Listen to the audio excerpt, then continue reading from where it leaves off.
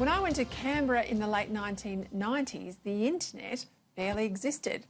We were just getting used to mobile phones then, and documents in and out of Parliament House were still sent by fax.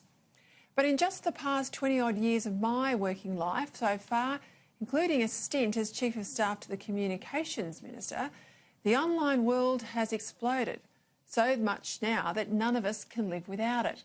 Whether you're a teenager interacting with friends or a pensioner accessing social security, or just someone like me who wants to shop with a bit of ease, life is now less about face-to-face contact with people, and more you have to do things online. At one level, of course, it's convenient.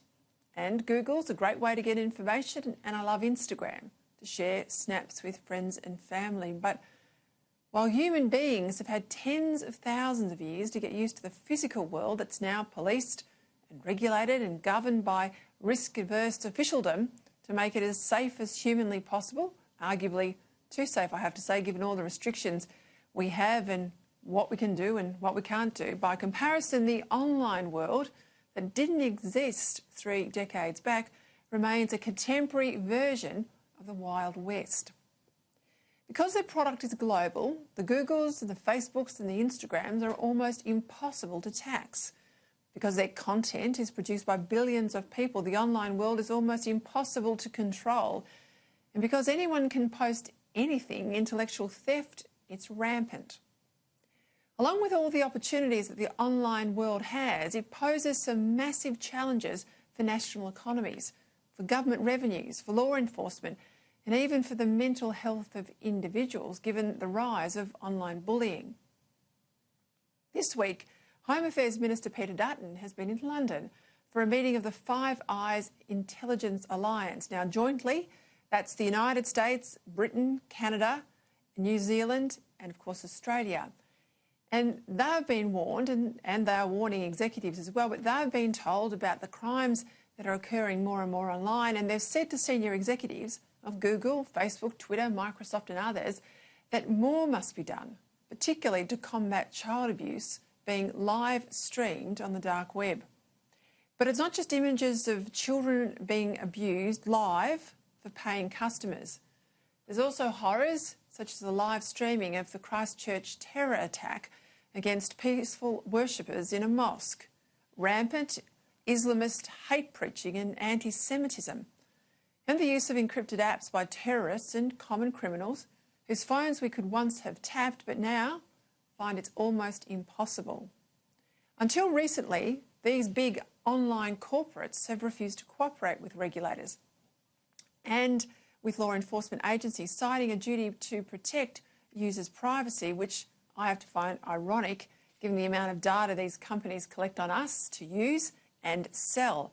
I think it's just an easy excuse, and one that doesn't wash, quite frankly, when you consider the gravity of what happens online to real people.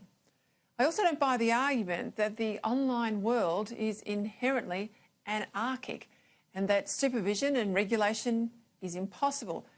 Two things are necessary.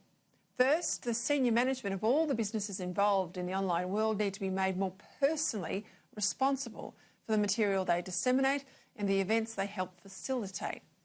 This might sound a bit draconian, but we wouldn't accept a building company washing its hands of faulty product, so why should IT executives be able to say that they facilitate things online that they never have any responsibility for? And second, there has to be an end to anonymity online. People can't open a bank account or buy a mobile phone or even pick up a parcel from the post office today without ID, and we've learned to live with these restrictions, even though we once probably regarded them as over the top. So why should people be anonymous online when we can't be anonymous anywhere else? We know that money is the real motivation here, so better linking of individuals to their financial transactions would be a start, and it's here the big banks are key. Way back in 2001, I worked in the Communications Minister's office, and one of the bills we dealt with was the Interactive Gambling Act. Now, we were told at the time that you couldn't regulate gambling online. The then Minister, Richard Alston, said, rubbish, we're going to try. And today, that legislation is now world's best practice. I don't pretend that it'll be easy or quick to come to grips with these challenges, but the meeting in London shows that at least our leaders now recognise there's an online problem.